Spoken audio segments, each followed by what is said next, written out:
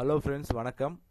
மத்திய பட்ஜெட் 2026-27 வருமான வரி தொடர்பான முக்கிய அறிவிப்பு பற்றி இந்த வீடியோவில் பார்க்கலாம். அதுக்கு முன்னாடி நம்ம சேனலை இது வரைக்கும் சப்ஸ்கிரைப் பண்ணலன்னா சப்ஸ்கிரைப் பண்ணிக்கோங்க. அப்படியே பக்கத்தில் உள்ள பெல் பட்டனை மறக்காமல் ப்ரெஸ் பண்ணிக்கோங்க. வாங்க வீடியோக்குள்ளே போகலாம். வருமான வரியில் மிக முக்கியமான மாற்றங்கள் மத்திய பட்ஜெட் 2026-27 அறிவிக்கப்பட்டுள்ளன. மோட்டார் வாகன விபத்து இழப்பீடு தொகைகளில் இனி வருமான வரி முழுமையாக விலக்கு பெறும் என்று நிதியமைச்சர் அறிவித்துள்ளார்.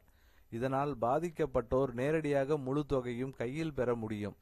வெளிநாடு வாழும் இந்தியர்களுக்கான அசையா சொத்து வரியும் குறைக்கப்பட்டுள்ளதுடன் வெளிநாட்டு சுற்றுலாவிற்கு வரி 2% அளவிற்கு குறைக்கப்பட்டுள்ளது.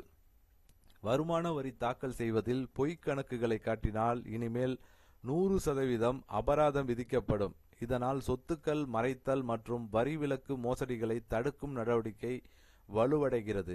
இதற்கு பொருத்தமாக சிறு மற்றும் குறு தொழில்கள், எலக்ட்ரானிக்ஸ் துறை, பயோமெடிக்கல் திட்டங்கள், கண்டெய்னர் துறை மற்றும் தேசிய நீர்வழி தடங்களுக்கு பெரும் நிதி ஒதுக்கீடு செய்யப்பட்டுள்ளது.